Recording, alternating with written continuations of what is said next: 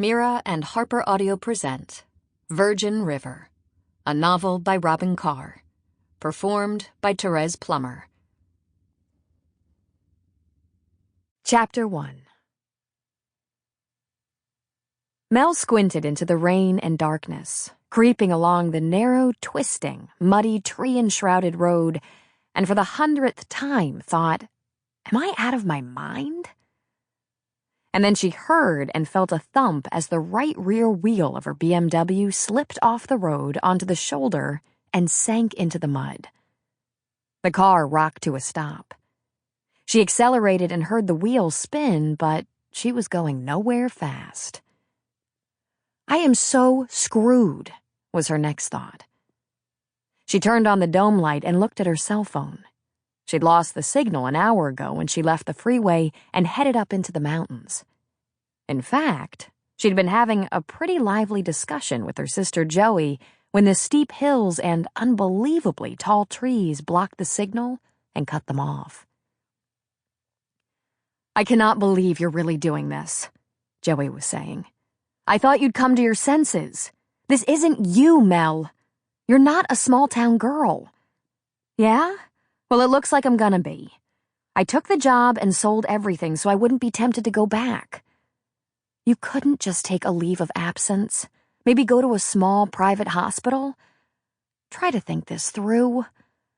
"I need everything to be different," Mel said. "No more hospital war zone. I'm just guessing, but I imagine I won't be called on to deliver a lot of crack babies out here in the woods. The woman said this place, this Virgin River, is calm and quiet and safe. And stuck back in the forest 1,000,000 miles from a Starbucks, where you'll get paid in eggs and pig's feet, and none of my patients will be brought in handcuffed, guarded by a corrections officer." Then Mel took a breath and, unexpectedly, laughed and said, "Pig's feet? Oh, Joey, I'm going up into the trees again. I might lose you. You wait. You'll be sorry. You'll regret this. This is crazy and impetuous and—" That's when the signal, blessedly, was lost. And Joey was right. With every additional mile, Mel was doubting herself and her decision to escape into the country.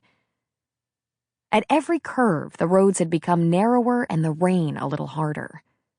It was only 6 p.m., but it was already dark as pitch. The trees were so dense and tall that even that last bit of afternoon sun had been blocked. Of course, there were no lights of any kind along this winding stretch. According to the directions, she should be getting close to the house where she was to meet her new employer. But she didn't dare get out of her swamped car and walk. She could get lost in these woods and never be seen again.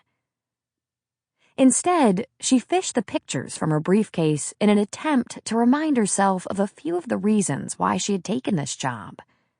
She had pictures of a quaint little hamlet of clapboard houses with front porches and dormer windows, an old-fashioned schoolhouse, a steepled church, hollyhocks, rhododendrons, and blossoming apple trees in full glory.